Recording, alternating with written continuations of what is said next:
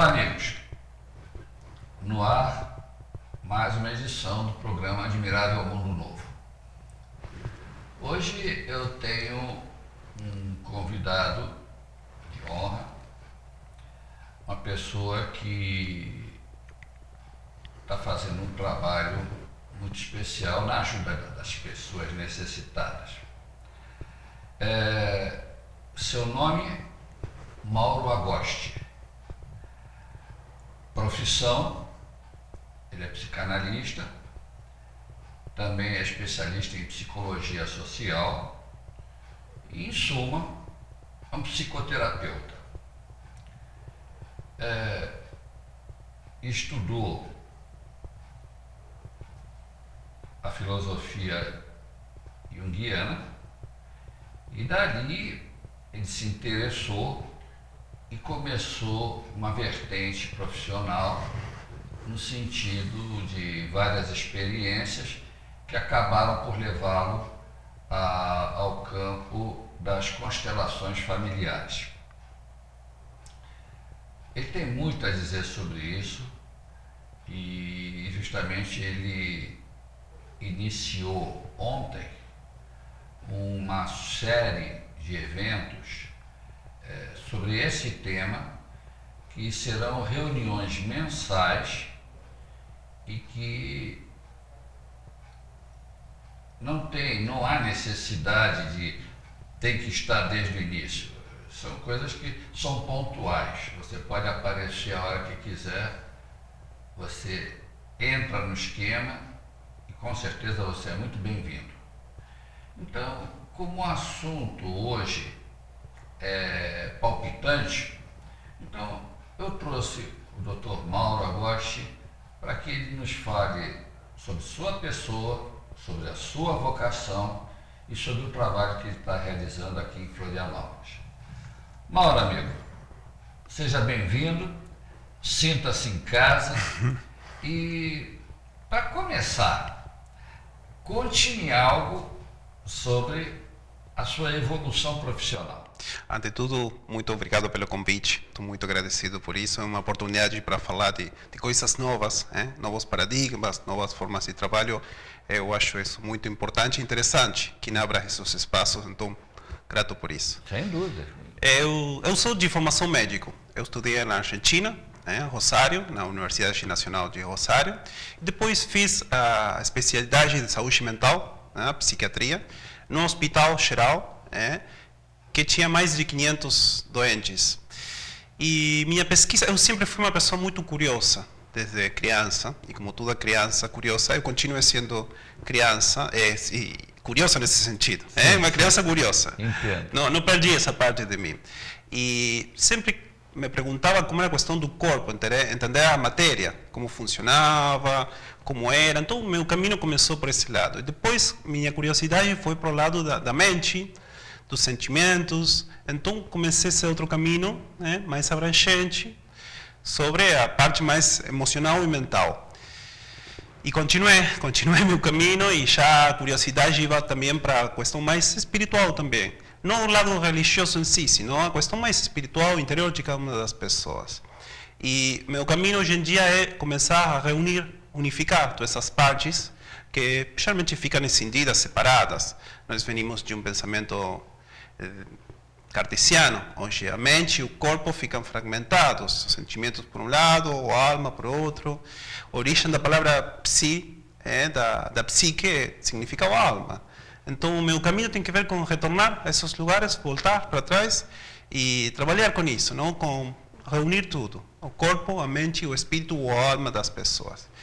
E assim como eu me encontrei com este caminho do trabalho nas constelações familiares, hoje este criador deste método, uma metodologia, é um alemão, o Bert Hellinger, que foi padre, religioso, trabalhou na África e ele voltou depois e deixou de ser padre, havendo passado por toda essa experiência, não? Então ele também fez com sua vida uma mudança muito importante e teve assim, curiosidade pelo conhecimento do inconsciente, conheceu o psicoanálise, depois a Jung, e então ele, com outra linguagem, Eu acho assim, eu sou sempre, me acho que sou uma espécie de tradutor.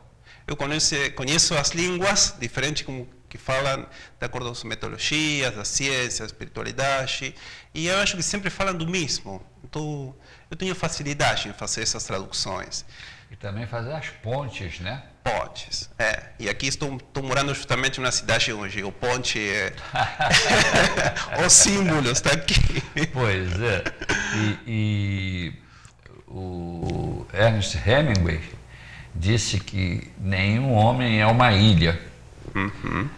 Mas inventaram que se uma pessoa é uma ilha, pode construir 1, 2, 3 pontes, né? Então, acaba sempre se conectando, né, com o continente. Então, e hoje as técnicas para se construírem pontes são as mais variadas possíveis. Então, e me diga uma coisa, você já está há muito tempo aqui no Brasil, amigo? Já estou faz uns 10 meses aqui. Cheguei no dezembro do ano passado. E se sentiu encantado pela ilha e ficou? Sim. Eu já conhecia a ilha.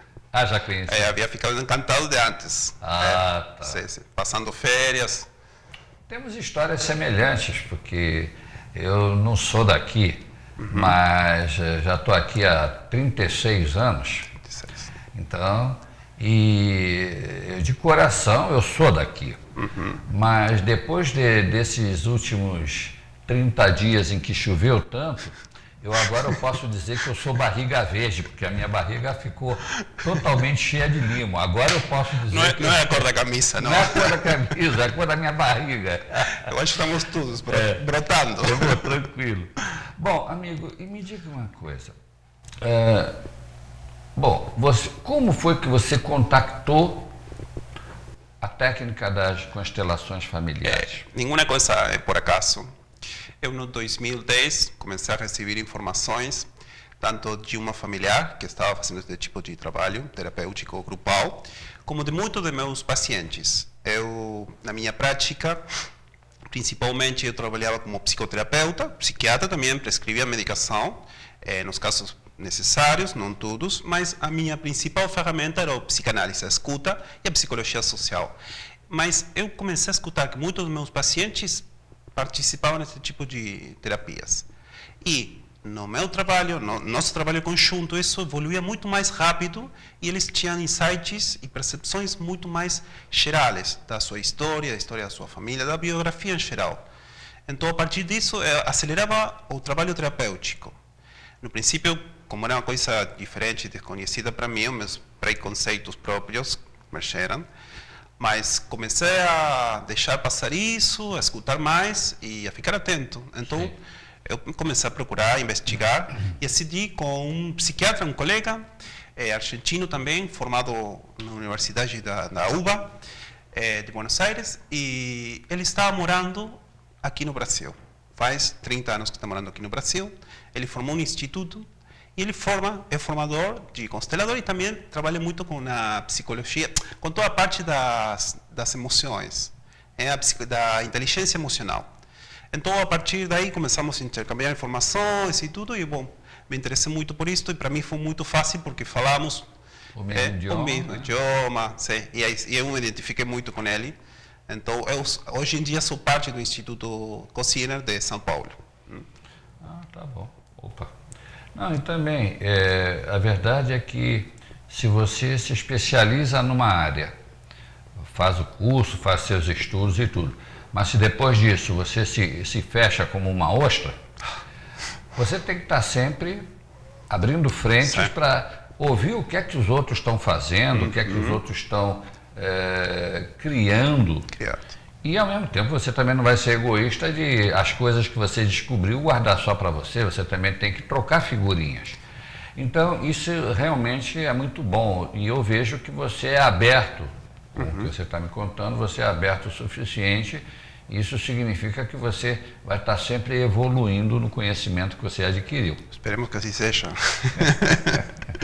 Agora, para os leigos no assunto, nossos amigos telespectadores, realmente o que é uma constelação familiar? É uma forma de entender quais são as dinâmicas familiares os movimentos da família, da alma familiar, como chama Bert Hellinger.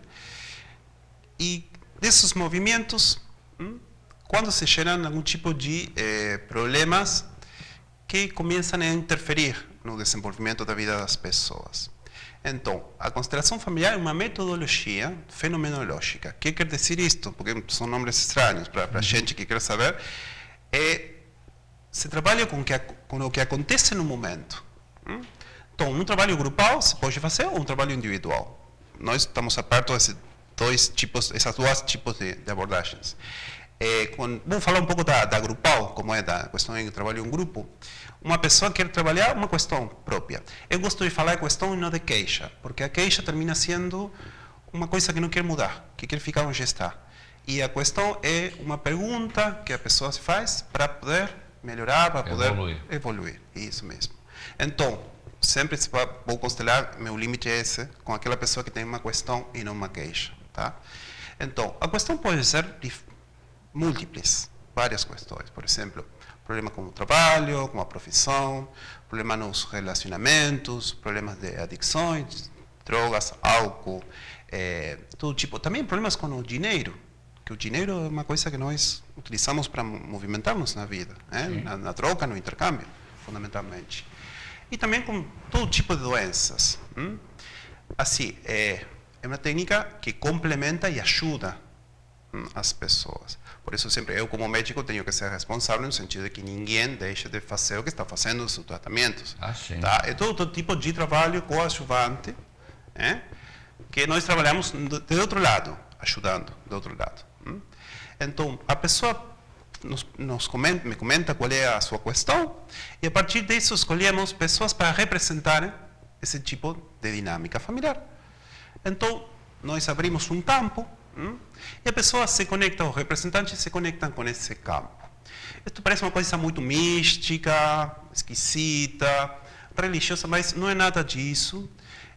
Isso tem um marco referencial que o Bert Hellinger toma, de um biólogo inglês, que é o Rupert Sheldrake, que ele propõe uma hipótese, uma pesquisa sobre os campos morfogenéticos, que são campos de informação que estão aqui, entre todos, que conectam as pessoas. Então, os representantes vão conectar com o campo morfogenético daquela pessoa que quer trabalhar a sua questão. Entendo. Então, o que vai acontecer aí na constelação? Cada pessoa vai começar a sentir coisas que não são próprias, são informação do campo. Vontade de mover-se, de adquirir uma posição corporal. Isso, de a pouco, nos vai mostrando que tipo de dinâmica está acontecendo e que gera esse problema. Tá? Além disso, nós temos que avaliar se a pessoa está preparada para ver se existe, primeiro para se consegue enxergar isso que está acontecendo, porque geralmente nós o que vamos fazer é mostrar uma coisa que ficou oculta, tá? Por isso a constelação e a cena que se arma é para mostrar uma dinâmica que está oculta aos olhos de nós, mas no coração, no fundo, quando isso aparece, não vai ser nenhuma coisa esquisita ou diferente para nós. Quando uno vê acontecer o que está acontecendo no campo, assim, é verdade. Está acontecendo com a minha família, com a minha história. Não é uma coisa que eu achei estranho. Mas é um trabalho que não é tão mental. Basicamente é experiencial. Nós aqui não trabalhamos tanto o hemisfério esquerdo do raciocínio. Trabalhamos mais o outro hemisfério. Direito intuitivo. O intuitivo, isso mesmo. Eu vejo que, de alguma maneira, não sei, me corrija se eu estiver errado, quando as pessoas que vão constelar, vamos chamar assim, né, o verbo constelar, perfeito. Elas não deixam de encarnar um papel, e ao encarnarem um papel, na realidade, elas estão fazendo um teatro. Esse é o risco. Esse é o risco, e isso é o que eu tenho que estar aí muito centrado para justamente perceber quando uma pessoa está encarnando um papel que pode ser próprio. Então aí a percepção é muito importante e o meu trabalho aí aqui entra prévio, a análise. Isso mesmo. Aí quando eu olfateio alguma coisa assim que tem que ver com a própria história da pessoa, eu tenho que coordenar, conduzir, principalmente meu trabalho é conduzir essas questões, porque aí aparece a mente, o racional, o hemisfério esquerdo tentar controlar. Porque quando nós vamos constelar, nós abrimos um espaço vazio, que não conhecemos. E nós temos que participar sem medo e sem intenções. Então, para que um ser humano entre sem medo e sem intenções, é difícil, não é fácil. Mas nós fazemos previamente a isto exercícios de respiração, de relaxação. Não, e eu vejo também, por uma frase que você disse lá atrás, que você é um médico holista. O que é que significa isso? Você não vê apenas um corpo, ou você não vê apenas uma alma, um sentimento, uma emoção. Você se preocupa com as três coisas: a mente, o sentimento e essas duas coisas, no fundo, comandam a terceira, que é o corpo. Porque, sei lá, a gente ouve dizer que hoje em dia 80% dos problemas físicos das pessoas têm como origem o emocional. Então, o emocional é muito importante. Muito. E um médico, não criticando a classe médica, mas um médico que no seu consultório chega uma pessoa dizendo que tem uma dor de cabeça crônica e vai e receita remédio para dor de cabeça, ele só está vendo um lado da questão. E o resto? Essa dor de cabeça é um tumor? Ou é essa pessoa que está cheia de problemas, a alma está gritando e para chamar atenção sobre si diz: olha, eu estou com dor de cabeça, meus problemas estão aqui. Por isso, é um cambio de paradigma. Meu posicionamento trabalha desde aí. Eu não sou o único que hoje em dia no Brasil.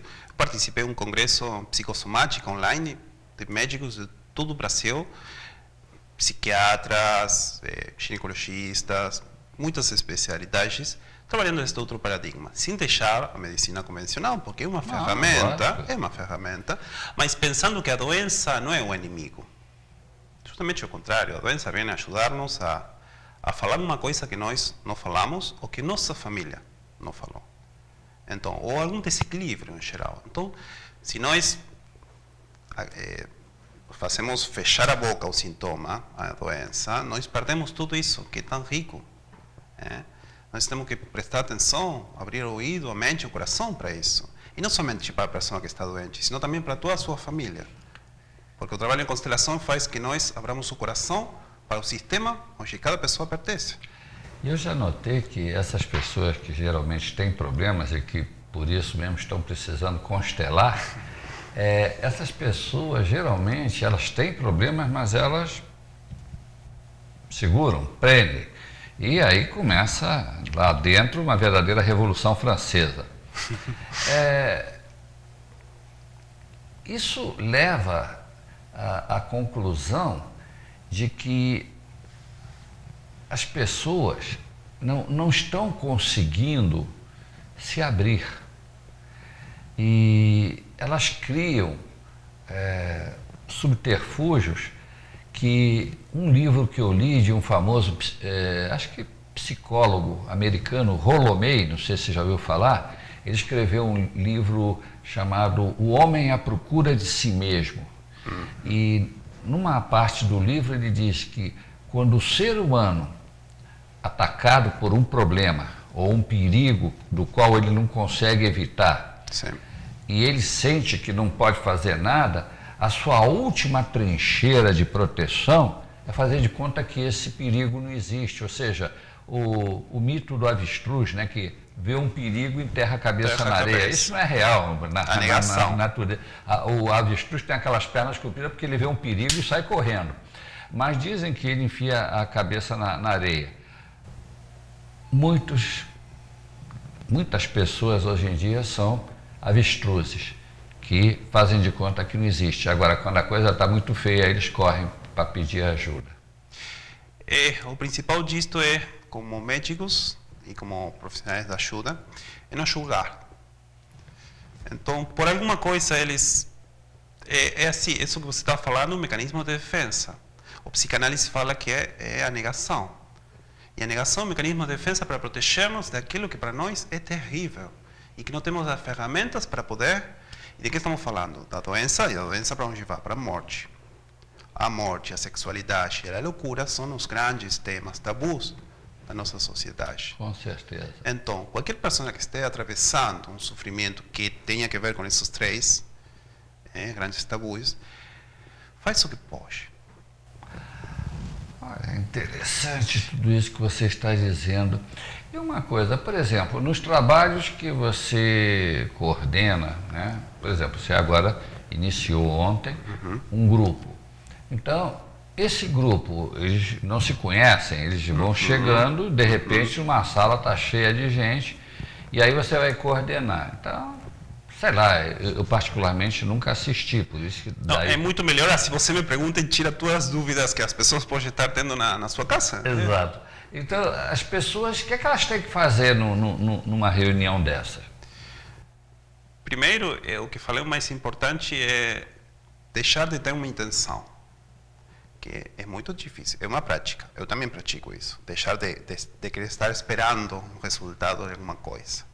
Então, deixar e entregar-se ao campo vazio, somente para estar como observadores. Eu acho que nós esquecemos de ser observadores, porque temos todo o tempo julgamento, preconceitos aí. A primeira coisa que aparece em nós, nossos pensamentos, são nossos pensamentos, e desse tipo. Então, é todo um trabalho que eu conduzo no sentido, primeiro, fazer uma relaxação, uma meditação, para acalmar um pouco, porque nós vivemos um ritmo muito acelerado, né? Com o tráfico, com o clima, com a chuva. Tudo isso faz que as pessoas cheguem muito movimentadas, ansiosas, e também com um pouco de medo. Então, primeiro, o mais importante é falar que é uma técnica de reconciliação, uma técnica que procura o amor, onde o amor foi interrompido, desrespeitado. Então, o que eu falo, eu sempre explico que, assim como o mundo tem leis, por exemplo, a gravidade, nós não vemos a lei da gravidade, mas sabemos as suas consequências, e somos vítimas das consequências da gravidade. Então, os relacionamentos, as famílias também têm leis que nós desconhecemos, mas atuam e nós sempre vemos as consequências. Então, explicar que há leis simples, a pertença, a hierarquia e o equilíbrio entre a troca e dar e receber, quando se desrespeita, mas essas três começam a aparecer emaranhamentos na família. Nós vamos a procurar isso. E vamos procurar tudo aquilo que foi não dito, não falado, e todas as pessoas que foram esquecidas ou que querem ser esquecidas porque produzem um tipo de vergonha, culpa, toda coisa que a família coloca abaixo do tapete. Sim, entendo. Você falou disso mais cedo. Então, mas isso não é sem consequência. Tem uma consequência. E tem uma consequência em quem? Nas pessoas mais novas. Tá? Tudo aquilo que foi feito por nossos avós, bisavós, tem algum tipo de repercussão. Não é? Sim, tudo um custo. está interligado, né? Está interligado. Agora, você está dando fazendo esse trabalho onde, amigo? Eu estou trabalhando na parceria com Dona Graça Camargo, no Graça Gerânio. Camargo, uma boa amiga. E é lá no Rio Tavares, né? No Rio Tavares, no Gerânio, no bairro da Vila da Cruz. Tá. Então, amigos, vejam, eu conheço a Graça Camargo e posso garantir que ela não convida assim qualquer pessoa para ir para o espaço dela, o famoso espaço gerânio, né? Vale a pena conferir. É uma reunião por mês? É uma reunião por mês. Pelo momento, vamos vendo como acontece tudo. Pelo momento, sim. Muito bem. Então, vocês estão interessados, querem mais informações, querem saber N coisas, entrem em contato, procurem, porque quem procura, com certeza acaba achando. Vamos deixar então aqui, no rodapé da telinha, o nome e o telefone.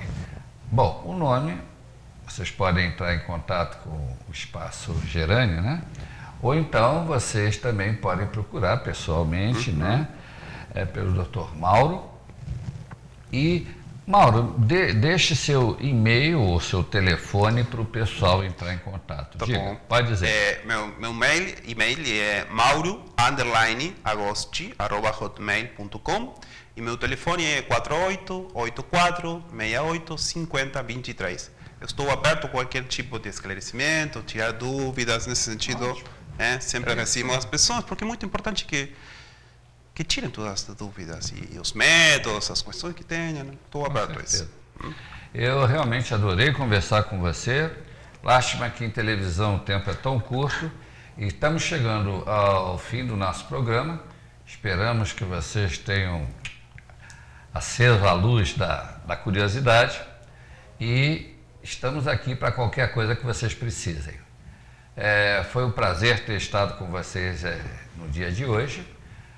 Eu agradeço imensamente ao Mauro e semana que vem temos um novo encontro com um novo assunto. Vocês tenham uma ótima semana, recebam o meu cordial abraço e até a próxima.